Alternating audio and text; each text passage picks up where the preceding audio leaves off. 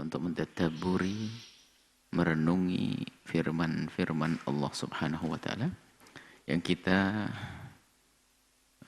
masih di surat Yusuf dan kita sudah sampai kepada ayat yang ke-95. A'udzubillahi minasyaitonirrajim. Bismillahirrahmanirrahim. Walamma fasalatil 'airu qala abuhum inni la ajidu riha yusufa laula an tufannidun. Ayat sebelumnya, setelah pertemuan terjadi antara Nabi Yusuf dan Binyamin dan saudara-saudaranya di Mesir, Nabi Yusuf minta kepada saudara tertuanya Yahuda dan rombongan untuk kembali ke Kanaan atau kembali ke Palestina kepada Nabi Yakub untuk menjemput beliau-beliau, menjemput Nabi Yakub, istri, anak-anak dan cucu-cucu dan semua yang ada di sana. Keluarlah mereka rombongan putra-putra Nabi Yakub. Walamma fasalatil 'airu, tatkala rombongan, air itu biasanya onta yang di dalamnya, onta yang membawa barang dagangan dan termasuk penumpangnya, air, rombongan onta. Qala abuhum, Nabi Yakub yang ada di rumah bersama cucu-cucu dan keluarganya. Abuhum, ayah mereka. Ini yang anak-anaknya keluar dari Mesir membawa bajunya Nabi Yusuf. Baju Nabi Yusuf itu adalah bajunya Nabi Ibrahim dahulu waktu dibakar. Kemudian setelah itu dipakaikan kepada Nabi. Sampai diwariskan kepada Nabi. Kemudian ke Nabi Yakub, kemudian ke Nabi Yusuf. Dibawa oleh Nabi Yusuf itu kelihatannya baju itu sudah dibentuk seperti apa? Seperti kalungkan di lehernya Nabi Yusuf waktu diceburkan di sumur. Jadi diceburkan di sumur. Kemudian dibawa sampai itu dijaga. Nah, baju itulah yang nanti dikirim kembali oleh Nabi Yusuf agar diusapkan atau dilemparkan ke wajah ayahandanya sesuai dengan perintah Nabi Yusuf, dan nanti akan menjadi terbuka mata Nabi Yakub yang semula tertutup karena terlalu lama menangis sehingga menjadi seperti buta. Walamma fasalatil 'airu, tatkala rombongan keluar, anak-anak Nabi Yakub itu keluar dari tapal batas Mesir, sudah memasuki Palestina, kan masuk tapal batas Palestina. Nabi Yakub di rumahnya itu dengan keluarga-keluarganya, Nabi Yakub tiba-tiba berkata, "Inni la ajidu riha Yusufa." Aku telah mencium baunya Yusuf. Jadi sudah mencium bau bajunya. Bajunya dikirim belum nyampe sudah. Ini termasuk mukjizat. Jarak yang jauh tiba-tiba sudah mencium. Inni la ajidu riha Yusufa. Yang lain ya nggak menganggap ini ngelantur lagi nih abah nih. Oh, Yusuf sudah nggak ada lama, sudah mati, sudah ini kok masih ditanya aku la ajidu riha Yusuf. Sungguh aku telah mencium aroma Yusuf. Lalu antufannidun.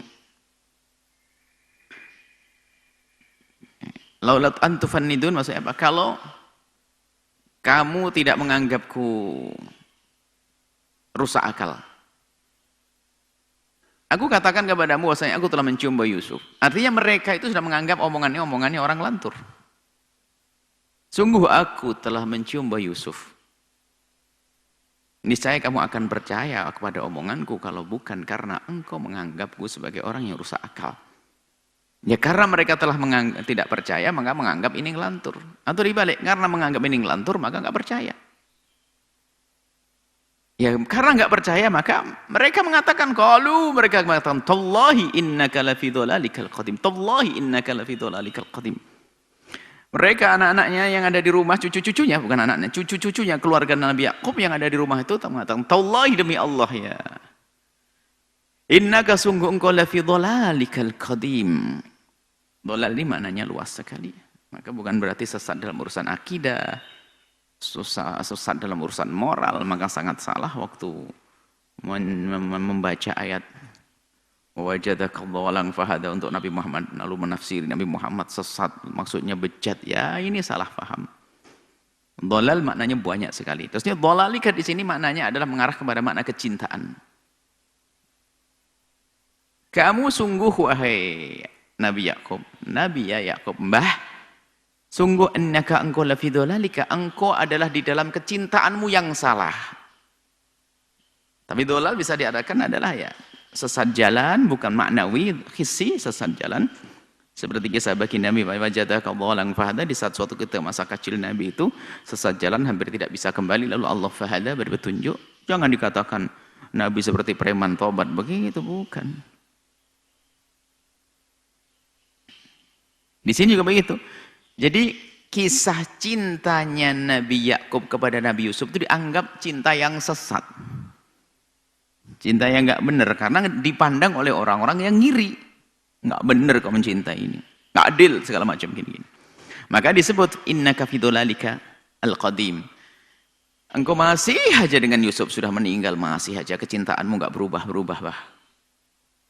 Sudah nggak ada, masih saja kau begitu. Fi dhalalika al-qadim.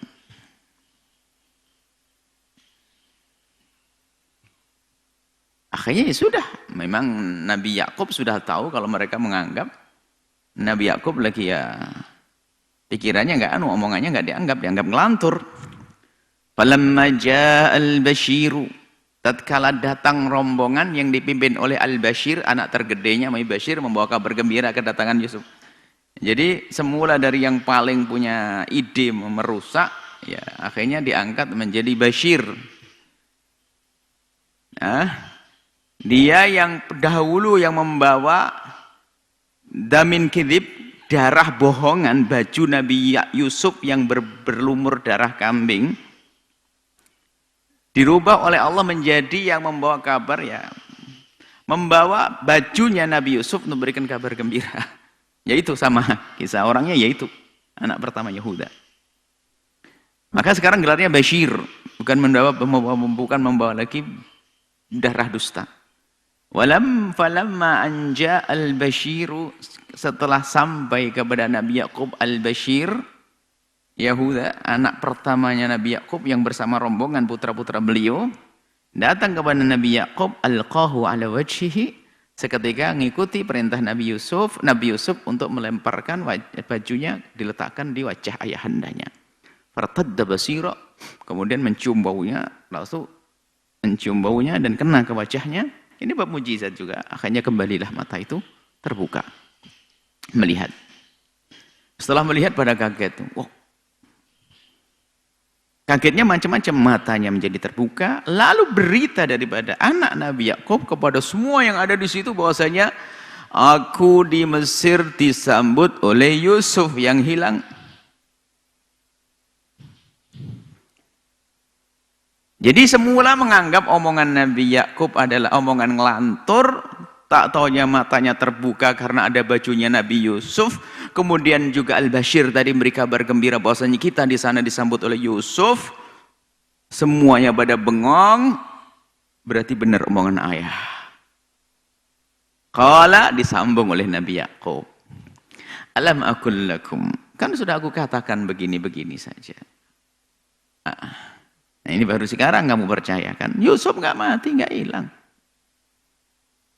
Alam aqul lakum, bukankah telah aku katakan kepadamu dulu itu, tak suruh mencari Yusuf itu, karena Yusuf masih ada.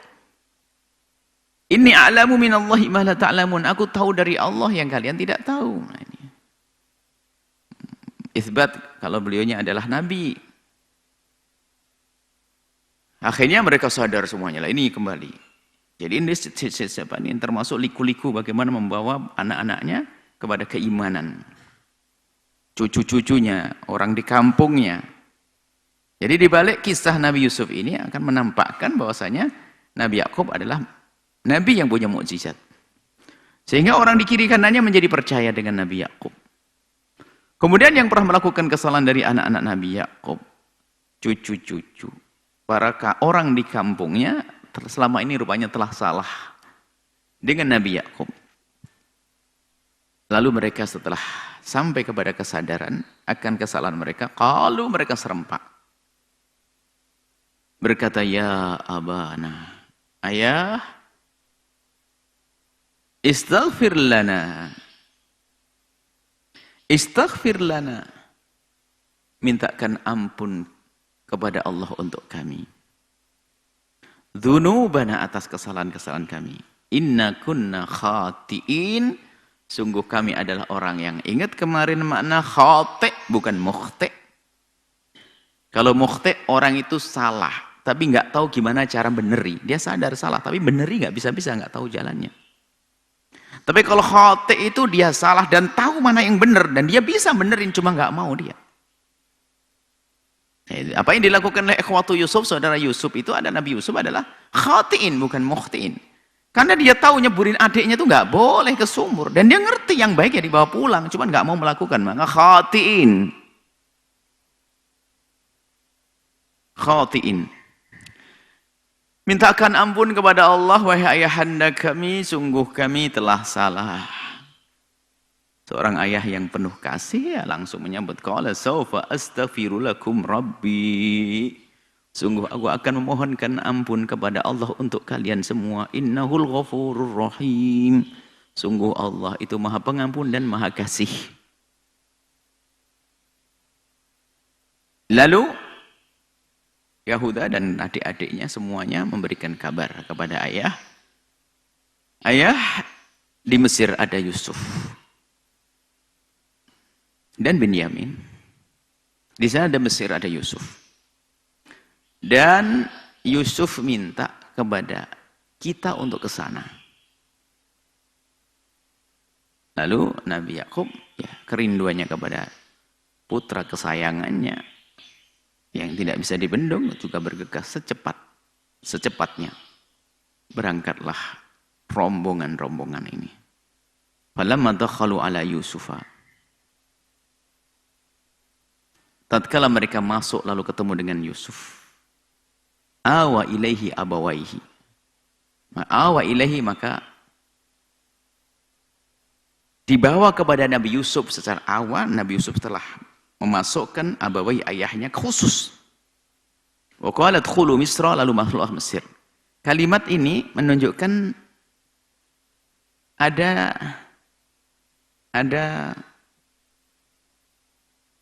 dua kali masuk. Kan dakhalu kemudian udkhulu. Bagaimana sudah masuk kok menjadi udkhulu lagi? Dakhalu ala Yusuf, sudah ketemu Yusuf, masuk ke Yusuf. Lalu setelah itu mengatakan udkhuli Misra, masuklah Mesir. Nah, ini rupanya Nabi Yusuf itu rupanya waktu ayahnya mau datang sudah dicegat di tapal batas. Disambut dengan meriah kedatangan ayahnya. Dengan segala upaya untuk menghormati ayahandanya. Disambut oleh Nabi Yusuf. Dipeluk dan sebagainya. Dengan kerinduan untuk melepas rindu yang. Setelah itu, setelah disambut dan sebagainya, bertemu dengan ayahnya, ya tidak sabar deh orang rindu. Disambut. Pembesar-pembesar kerajaan dikeluarkan semuanya. Menyambut dengan meriah kedatangan Nabi Yakub. Setelah itu Nabi Yusuf berkata, qalu udkhulu Misra insyaallahu aminin. Masuklah ke Mesir dalam keadaan aman, nggak ada gangguan, aman lahir, aman batin. Wa rafa'a abawahi 'alal 'arsy, kemudian ayahnya disanjung, diangkat arsy, tempat dipandu. Jadi dimuliakan betul ayahandanya.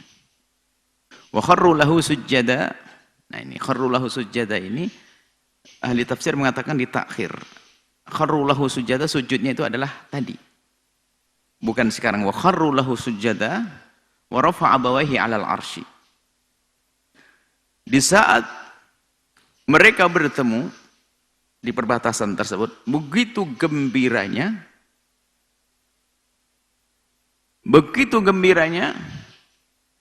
Mereka sujud kepada Nabi Yusuf, tapi ingat, sujudnya syariat Nabi terdahulu, sujud penghormatan. Seperti halnya sujudnya malaikat kepada Nabi Adam. Tidak usah gelisah masalah sujud. Nah ini kok ada sujud bagaimana? Apakah kita boleh sujud kepada orang hari ini? Oh enggak. Itu hanya spesial terjadi pada malaikat kepada Adam. Namanya sujud bukan sujud ibadah, namanya sujud tapi sujud penghormatan. Kedua adalah kejadian kepada ikhwatu Yusuf, 11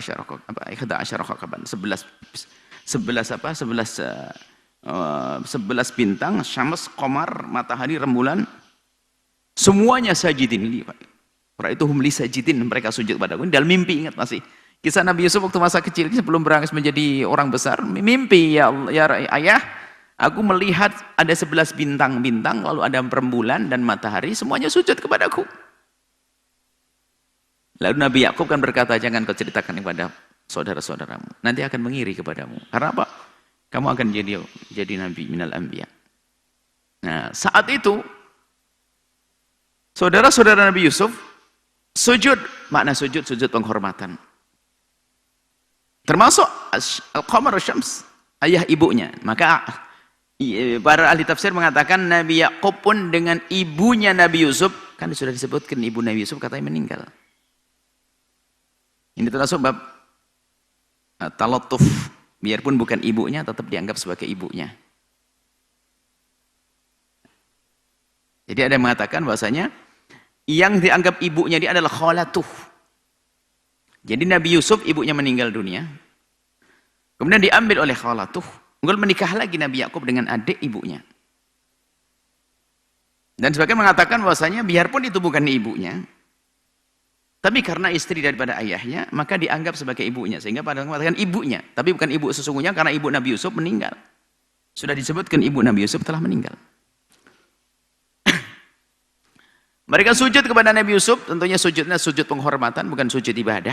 Ada pun cara sujudnya Allah alam. Apakah dengan meletakkan jidat dan sebagainya. Ini sebenarnya di dalam pembahasan fikih dan usul fikih dibahas oleh para ulama. Itu ada pada Nabi terdahulu, apakah kita boleh mengamalkannya? Kan gitu. Itu adalah syar'u man qablana. Syariat syariat nabi-nabi sebelum kita itu apakah boleh kita mengamalkannya atau tidak? Maka syariat sebelum Nabi Muhammad ada 3 model. Pertama adalah syariat nabi terdahulu yang dikukuhkan oleh Nabi Muhammad, maka jelas kita mengamalkannya. Yang kedua adalah syariat nabi terdahulu yang ditiadakan oleh syariat Nabi Muhammad, maka itu jelas tidak boleh. Yang khilaf hal syar'u man qablana syar'un lana dalam bahasan usul fikih adalah yang selain dari 2 ini, yaitu tidak dikukuhkan dan juga tidak dinafikan. Bagaimana kita, apakah kita boleh mengamalkannya? Khilafun bainal a'immati, khilaf di antara para a'immah. Tapi kalau syar'u man qablana yang sudah dikukuhkan seperti syar'u Nabi Ibrahim sabkhud dzabihah, al-udhiyah, sembelihan korban, dikukuhkan oleh Nabi Muhammad, maka menjadi syar'una. Syar'u man qablana syar'un lana. Tapi yang sudah ditiadakan seperti ini, ihtiram, menghormat dengan bersujud, itu hanya ada pada Nabi Yusuf saja. Syar'u man qablana, tidak dikukuh oleh Nabi Muhammad. Bahkan ditiadakan, tidak boleh sujud kepada siapapun kecuali kepada Allah. Maka enggak boleh kita melakukan sujud. Selesai. Enggak usah pusing kok gini. Kok ada ini, kok ada syariat enggak sujud. Tidak ada. Jadi seperti itu masalah sujud. Mana tadi? Qala dkhulu Misra insyaallah aminin. Masuklah ke kota. Mesir dimaknai Mesir juga dimaknai kota. Pusat kota itu Mesir. Aminin dan enggak aman. Wa rafa wa bai'a 'alal 'arsy. Mereka setelah mereka bertemu lalu mereka sujud. Kharru lahu sujada, dan sujudnya sujud penghormatan. Bagi orang yang punya iman enggak pusingnya demikian itu. Dan ini syariat. Jangan sampai kita salah. Sebagian ada yang menafsiri mereka adalah kharru lahu sujjadan, lahunya kepada Allah, karena mereka begitu senangnya lalu mereka sujud syukur. Itu syar'una. Dan enggak salah juga kalau tafsiri begitu, akan tapi sesuai dengan takwil mimpi, ra'aituhum li sajidin, kepadaku sujud. Sebagian menafsiri begitu, ada bahasanya mereka ini yang pengen menghindarkan daripada sujudnya ikhwatu Yusuf kepada Nabi Yusuf, maka menafsiri bahasanya sujud di sini kepada Allah, kharru lahu lillahi sujada, sujud kepada Allah, syukur Karena dipertemukan setelah berpisah lama saking senangnya. Tidak salah makna itu, akan tapi kalau kita kembali kepada kisah mimpi dan juga kisah Nabi Adam, sujud beneran. Cuman sujudnya bukan sujud ibadah, tapi sujudnya sujud ikhtiram, sujud penghormatan. Adapun cara memahaminya masalah syar'una, syar'u man qablana syar'ana tadi sudah kita rinci. Seperti itu. Yang jelas syariat kita tidak ada. Sujud kepada manusia adalah haram. Sujud kepada ibu adalah haram. Sujud kepada ayah haram. Sujud kepada haram. Nggak boleh. Nah, kan sampai kadang latahnya seorang istri yang saya salah kepada suami. Saya mau sujud, mau menemui suamiku. Ada seorang nyesel kepada ibunya. Saya mau sujud. Nggak boleh, nggak ada. Saya mau mencium kakinya. Lain cerita. Cium kaki lain cerita. Bukan sujud. Kalau sujud nggak ada cium kaki boleh. Kisah Suhaib yang diterima tobatnya oleh Allah. Allah mencium kaki baginda Nabi Isa. Tapi bukan sujud. Dan tidak kita katakan sujud. Tapi kan jidatnya di bawah. Ya memang kaki orang di bawah. Kalau kakinya di kepala nggak pakai begitu. Ada orang berlebihan. Seperti itu. Kemudian kisah dan juga seandainya itu adalah infial atau namanya refleks dari ikhwatu Yusuf dan Yusuf sanggeng gembira lalu sujud, kalau memang itu haram pasti dilarang, tapi tidak berarti menjadi syariat waktu itu. Dan itu adalah masalah pengungkapan cinta kan, masalah mengungkapkan kerinduan itu bermacam. Ada orang di saat bertemu biasa saja salaman, atau karena kebiasaannya, atau mengungkapkan kerinduan antar ibu dengan anak, suami istri dan sebagainya, pelukan ada. Jadi ada cara mengungkapkan itu beda-beda. Kisah Sawat yang waktu di barisan di perang Badar. Perang Badar itu barisannya nonjol perutnya, Nabi langsung mukul dengan kayu. Ya Rasulullah, auja'tani. Ya Rasulullah, kau sakiti aku ya Rasulullah. Sakit. Dan kau ngajari ada kisah, saya akan balas ya Rasulullah. Oh. Nabi melihat, ya, betul aku telah mukulmu. Izinkan aku untuk membalas ya Rasulullah. Oke, dibuka Rasulullah perutnya. Setelah dibuka perutnya, dilihat langsung dicium perut Rasulullah sallallahu alaihi wasallam. Apa yang menjadikan kau melakukan ini ya Sawat? Ya Rasulullah, ini perang Badar, ini perang besar. Aku tidak tahu apakah aku hidup atau tidak. Aku ingin jika aku mati nanti, terakhir yang aku sentuh adalah kulitmu ya Rasulullah. Dan ini nggak bisa dilakukan oleh yang lainnya. Ungkapan kepandaian dalam mengungkapkan cinta. Didoakan Rasulullah dengan kebaikan. Fada'alahu bil khair, riwayat. Nah ini mengungkapkan cinta. Tidak dibuat-buat. Action, nangis dibuat-buat, ini dibuat-buat.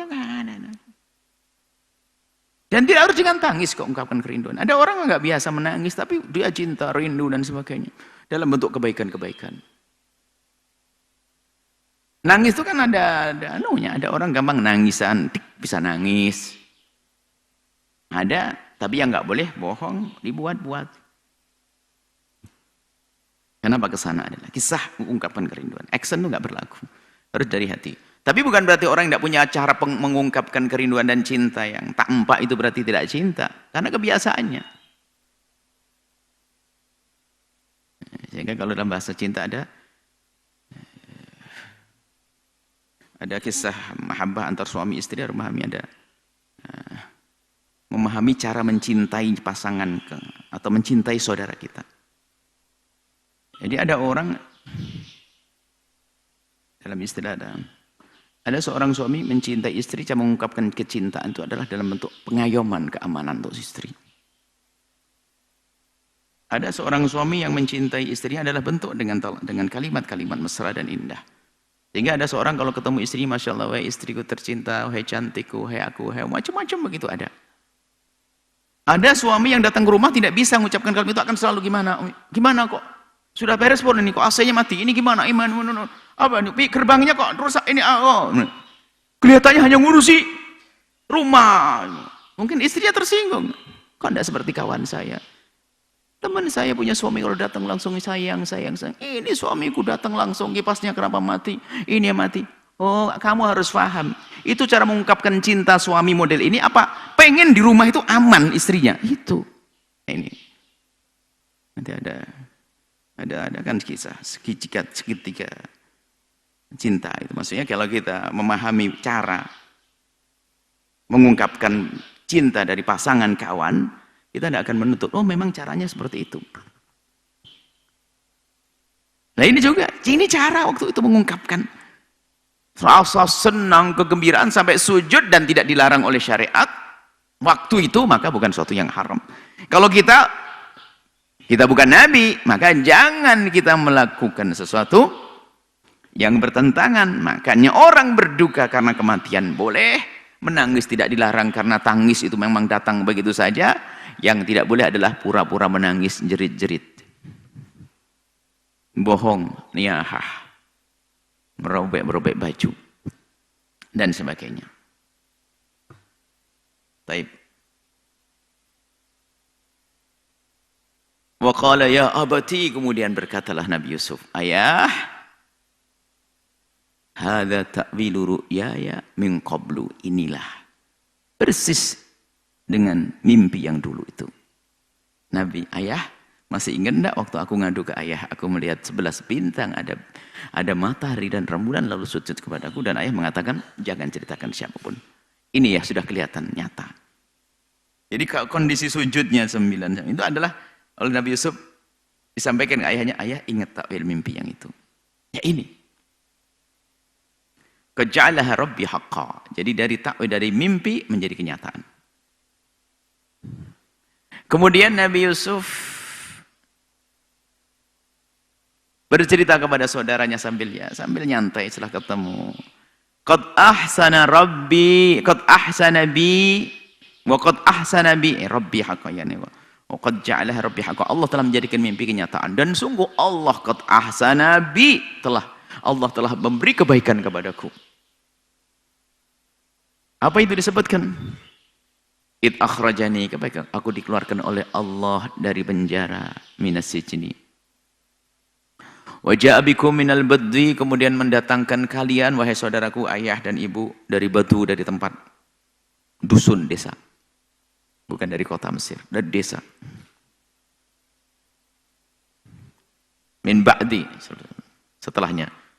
Setelah aku dikeluarkan penjara, kemudian setelah itu mendatangkan kalian semuanya ke sini. Min ba'di an nazagha syaitanu baini wa baina ikhwati. Min ba'di an nazagha syaitanu baini wa baina ikhwati, setelah setan itu menggelincirkan, memisahkan atau menyeleweng, menjauhkan antara aku dengan saudaraku, itu dengan menggoda salah satu saudaranya Nabi Yusuf sampai diceburkan ke sumur. Tapi itu tidak disebut oleh Nabi Yusuf. Tidak. Nabi Yusuf ini bijak, nggak mau menyakiti, nggak mau mengungkit-ungkit kesalahannya. Lihat, tidak disebutkan. Bukan setelah aku dibebaskan dari sumur, nggak. Kalau ngomong gitu kan gak enak anaknya waktu Yusuf. Nggak, hanya disebut bahasanya aku telah dikeluarkan Allah dari penjara. Kemudian setelah itu Allah pertemukan kami dengan kalian setelah kita berpisah lama. Nah, ini bijak. Nggak disebut setelah Allah membebaskanku dari sumur, aku yang nyeburkan. Ya maafin Yusuf, maafin. Nggak enak kan? Jadi nggak enak semuanya. Yang lagi senang-senang kok. Tidak disebut oleh Nabi Yusuf. Hanya disebut bahwa aku dikeluarkan dari penjara. Setelah itu Allah mendatangkan kalian. Inna Rabbi latifun lima yasha. Latif. Latif. Latif. Lutfullah itu menjadikan Nabi Yusuf ngomong begitu juga lutfullah. Maksudnya Allah tuh selalu penuh kasih. Selalu penuh kasih. Kelihatannya saya di penjara, ternyata penjara itu adalah awal langkahku untuk aku naik pangkat. Makanya semuanya ini pelajaran. Allah latif. Latif maknanya lembut. Maksudnya apa? Di balik apa yang Allah berlakukan ini ada sesuatu yang kita tidak menjangkau, memahaminya, ternyata adalah kasih sayang Allah. Lutf minallah. Kalau dilihat dipenjarakan, bagaimana Nabi penjarakan? Nabi Yusuf sudah nggak salah, diceburin sumur, kemudian setelah itu fitnah lagi, masuk penjara, nah. Ternyata setelah itu, dari gara-gara itulah menjadi diangkat. Ya, tangga rupanya itu, maka lutuf.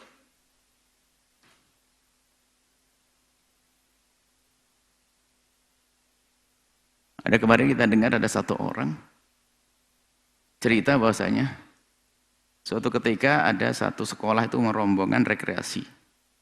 Kemana begitu? Cuman saya dengan umi saya nggak punya duit. Karena saya nggak punya duit, saya nggak ikut. Rupanya kapalnya kebalik tenggelam semuanya. Ya saya itu yang selamat dalam berita tahun 80 berapa itu. Ini cerita kemarin orang bersangkutan. Nah itu lutuf minallahi. Kelihatannya nggak punya duit. Nggak punya duit kan sedih. Coba punya duit, tenggelam tuh orang. Ada. Jadi begitulah lutuf, makanya hendaknya semua dari kita dengan apa yang Allah berlakukan dari musibah husnudzon kepada Allah. Langsung saja ingat, kayaknya aku kayak enggak jadi kayak Nabi Yusuf nanti diangkat derajatnya. Gitu saja. Allah sekarang musibah, pandemi, corona. Anggap saja ini masuk sumur Nabi Yusuf, setelah itu diangkat. Masuk penjara, setelah itu diangkat. Begitu husnudzon kepada Allah. Nah, inna rabbi latifun lima yasha. Apa yang Allah kehendaki akan terwujud semuanya. Innahu huwal alimul al-hakim. Sungguh Allah Maha mengetahui dan Maha bijak. Allah Maha mengetahui. Ini juga banyak pelajaran tentunya dalam hal ini. Jadi kalau ada orang bersalah, itu besarkan hatinya, jangan diungkit-ungkit kesalahannya. Diungkit-ungkit kesalahannya. Nah, kecuali memang kita ketemu orang yang nggak sadar tentang sebuah kesalahannya. Apalagi dalam suasana menyenangkan, suasana bahagia. Sebetulnya dalam hal ini yang perlu belajar semuanya ya. Ya kita kan tidak mungkin kita itu selalu menginginkan orang kayak Nabi Yusuf semuanya, nggak bisa. Mungkin ada orang kita sudah mau benar tiba-tiba masih diungkit, ya dia bukan Nabi Yusuf kok. Maksudnya di saat kita berurusan dengan orang yang kalau bisa kita niru Nabi Yusuf itulah. Jadi jangan sampai kita menyebutkan sesuatu yang menjadikan orang menjadi sedih dan kecewa. Tapi di saat ada orang memperlakukan kita, ini kan kelapangan hati, kehebatan orang, lapang dada. Ada orang memperlakukan kita tidak baik dan tidak benar, ya waduh ya saya sudah mau benar, diungkit lagi, disebut-sebut lagi, depan orang lagi. Loh, berarti kita menginginkan orang semuanya kayak Nabi Yakub. Nah, mana kehebatan kita? Kalau kayak Nabi Yusuf, mana kehebatan kita? Kehebatanmu adalah di saat engkau bisa memperlakukan orang dengan baik seperti Nabi Yusuf ini, dan di saat diperlakukan tidak baik juga kayak Nabi Yusuf.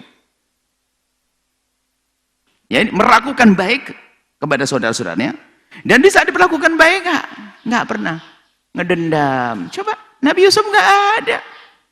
Kan bisa saja, wah bang, ingat enggak tuh kan? Ingat enggak waktu di sumur dulu? Tapi Nabi Yusuf tidak benar. Jadi satu orang ternyata menjadi contoh dua model. Dari sisi Nabi Yusuf lihat kehebatan, tapi sisi lain tidak dendam, tidak mendendam. Kurang apa diceburin sama saudara, ceburin di sumur, matilah, hilanglah. Tapi begitulah contoh. Kadang kita mengambil contoh itu untuk kepentingan sendiri. Bener. Makanya jadi Nabi Yusuf, kesalahan saya jangan sebut-sebut. Balas harusnya. Ini makanya jadi Nabi Yusuf, jangan suka dendam. Gitu lah. Orang saya nanya sendiri kadang-kadang. Nggak mau belajar dari sana sini. Nah ini kalau sudah belajar ilmu untuk hawa nafsu, nggak ketemu judulnya. Jadilah Nabi Yusuf. Oke, apa itu? Sebisa mungkin aku tidak akan mengungkit-ungkit. Tapi di saat aku diperlakukan tidak baik, aku tidak boleh ngedendam. Istimewa, lapang hati. Ketemu dengan saudaranya dengan kerinduan. Coba kalau dengan dendam. Biarpun dengan saudara bermusuh. Tuh, dan wah ini setan masuk di sini nanti untuk rebutan waris dan sebagainya. Sama nanti dengan orang tua misalnya. Mukhatimah untuk bermusuhan. Na'udzubillah. Mangkas berkah. Setan kan mengajarkan apa? Setan mengajarkan orang bermusuhan dengan saudaranya. Mutus tali silaturahmi. Karena apa? La yadkhulul jannata qati'ur rahim. Wah, mutus tali persaudaraan denganku, kata setan. Durhaka ke orang tua. Dengan sahabat tidak baik lalu mutus menjadi berbuat zalim. Jadi kisah Nabi Yusuf, satu orang bisa kita mengambil contoh dari dua sisi sekaligus. Yang pertama tadi Jika ada orang melakukan kesalahan, kemudian dia sudah baik, menyesal, tidak usahlah kita ungkit. Takut dia semakin terpuruk. Atau malu nanti, sudah biar. Kalau ingin sebut yang lainnya saja deh. Tapi di sisi lain, jangan hanya ini tok untuk nyalakan orang lain, makanya itu enggak. Sisi lain, jadilah Nabi Yusuf, biarpun dijahatin oleh saudaranya, tidak berubah menjadi benci. Allah istimewa. Orang cerdas seperti itu. Lihat, kita memperlakukan orang dengan baik. Di saat diperlakukan tidak baik, tidak pernah kita menyimpan dendam di dalam hati kita. Semoga Allah menjaga hati kita, melapangkan hati kita. Kita tidak dendam kepada siapapun. Saya minta kepada Allah, karena itu penyakit yang paling bahaya, paling merepotkan. Doakan kami. Saya minta kepada Allah, ya Allah, jika ada orang berbuat jahat kepadaku, menyakitiku, zalim kepadaku, memfitnahku, menggunjingku, ya Allah, berikan kebaikan kepadanya. Saya pengen doa saya itu dikabul itu. Makanya bantu doa. Saya tidak ingin mendendam kepada siapapun. Karena itu adalah kunci kalaupun salimah di surga yang berjalan di atas bumi, yaitu. Sebaliknya kalau orang dendam dan sebagainya, semua akan jadi musuh dia. Dia akan selalu, ini lebih dari penyakit jasad, lepra, segala macam. Jauh hati. Sehingga kalau sudah punya dendam, yang dendam adalah bisa saja saudaranya, bapaknya, siapapun orang. Naudzubillah, paling busuknya manusia.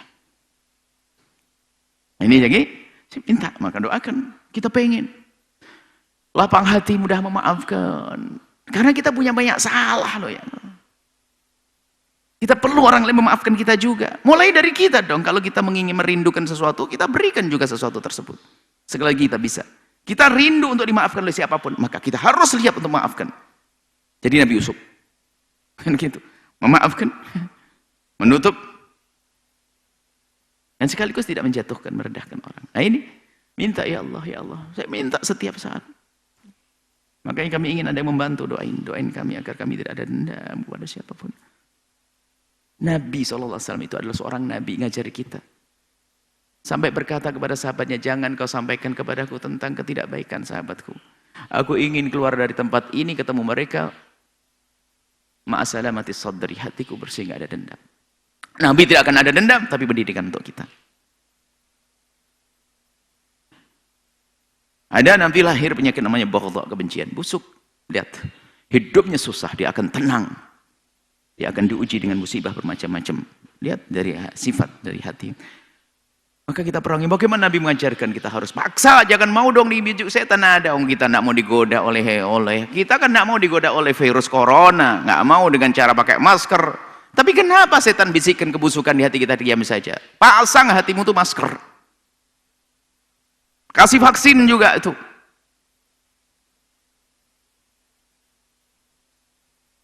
Yang sudah pasti kita ngedengki sama seseorang. Bagaimana Nabi ngajari agar tidak dengki? Dengki itu kan ada, dengki itu kakak adik dengan dendam tadi, dengan benci, dengan sombong. Itu sudah satu kawan, satu grup itu. Kalau orang sombong mesti muncul kedengkian pada akhirnya. Nah ini koreksi semuanya, masing-masing dari kita.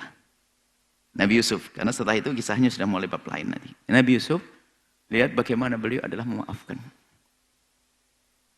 Diceburkan ke sumur. Sejahat-jahat kawanmu tidak akan menceburkan ke sumur.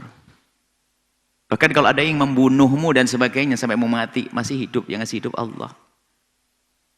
Lah kamu itu beruntung. Kenapa kok malah menjadi terpuruk dengan hati kita, perasaan kita sendiri? Kita tuh beruntung menjadi orang didolimi, bukan yang zalim. Gitu loh, harusnya begitu. Dia bersyukur. Alhamdulillah aku jadi yang didolimi, bukan berbuat zalim. Mestinya jangan, kalau aku berbuat zalim kan susah aku minta maafnya. Aku didolimi. Maka aku siapkan sebanyak-banyaknya maaf untuk orang yang berbuat zalim kepadaku. Warisku disebut diambil oleh saudaraku. Alhamdulillah kok bukan aku yang merebutnya. Kalau sudah lapang hati menjadi tenang, maka Imam Syafi'i waktu ada orang berkata, waqtaran nasu fi nisa'i wa qalu inna hubban nisa'i jahdul bala'i. Ada orang berkata bahwasanya kalau seseorang mencintai wanita itu adalah malapetaka. Dijawab Imam Syafi'i, bukan walaysa hubbul bala'i walaysa hubbun nisa'i jahda walakin qurbu man la tuhibbu jahdul bala'. Bencana paling besar adalah bukan mencintai wanita, tapi bencana paling besar adalah jika engkau punya benci pada orang, duduk gatel, nah enak. Tapi kalau orang hatinya lapang, Masya Allah. Cuman penyakit ini penyakit halus, yang punya penyakit pun kadang nggak sadar. Karena apa? Tidak mencoba merungi terus menghidupkan akalnya. Lalu minta kepada Allah, banyak zikir kepada Allah. Agar hatinya lembut. Kenapa kok kami menekankan sisi ini lebih banyak? Karena apa? Hari ini kita hari zaman diadu. Permusuhan media sosial. Wah, macam-macam. Pilihan presiden, berantem. Sekarang masalah COVID, ada yang anti COVID, dan macam-macam berantem. Semuanya berantem. Benci. Pilihan presiden, gubernur, bupati, kubu. Pilihan ketua masjid, berantem juga. Masya Allah. Urusan penyakit, vaksin, tidak vaksin, berantem. Ini, Masya Allah. Mau apa ini? Kuncinya satu ini kembali. Lapang hati. Lapang hati. Menjadi Nabi Yusuf. Maafkan. Kita tidak perlu mendendam kepada siapapun. Dan ini harus. Tapi kuncinya satu. Sadar. Jangan ngoreksi dendamnya orang. Ingat. Ilmu untuk aku. Aku. Bukan untuk orang lain. Aku yang perlu belajar ini. Aku gak. Kita punya kesibukan nolak nilai orang lain. Itu. Pendendam. Pendengki. Pendendam. Pembenci. Lu kok repot. Gudangnya di dalam dirinya. Dia lupa hanya lihat orang. Betul kata pepatah. Semut seberang laut terlihat ya. Gajah di peluk mata nggak kelihatan. Kadang kita banyak penyakit, suka nilai orang lain. Wah, ini penyakit lebih buruk lagi. Sudah nggak sadarkan penyakitnya, nilai suudzon kepada orang lain. Wah, kacau, habislah manusia. Nggak ada baiknya manusia itu kalau begitu. Maka siapapun dari kita, ayo kita berbenah. Sengaja, akhir-akhir ini kami selalu menyampaikan masalah bagaimana menata hati. Kita zoom beberapa kali dengan beberapa tempat, kita harus menjadi juru damai. Pertama kita berdamai. Harus damai dalam diri kita sendiri. Kita sering ribut permasalahan, Masya Allah. Apalagi begitu mudahnya orang diadu. Karena apa? Memang kita sering ke tempat pengadu domba. Yaitu dengan hobi, dengan mengikuti YouTube, media sosial. Coba kalau kita nggak dengar sama nggak ngelihat, aman nggak diadu domba. Gara-gara media sosial ada fitnah macam-macam. Allah innalillah. Tata hati. Koreksi dirimu sendiri. Sadar, nggak usah ngoreksi orang lain. Setelah sadar, berusahalah secepatnya. Aku akan berbenah. Aku akan hilangkan dendam ini sebelum aku mati dalam keadaan punya dendam. Tidak. Aku rindu surga. Aku rindu Rasulullah. Aku rindu ridho Allah. Tidak. Nggak boleh aku turuti. Aku lawan. Tentunya dengan berbuat baik. Minta kepada Allah berzikir terus. Maka menjadilah ahli surga yang berjalan di atas bumi. Yang semula dia adalah ahli neraka yang berjalan di atas bumi, menjadi ahli surga yang berjalan di atas bumi, yaitu orang yang punya qalbun salim. Wallahu a'lam bissawab.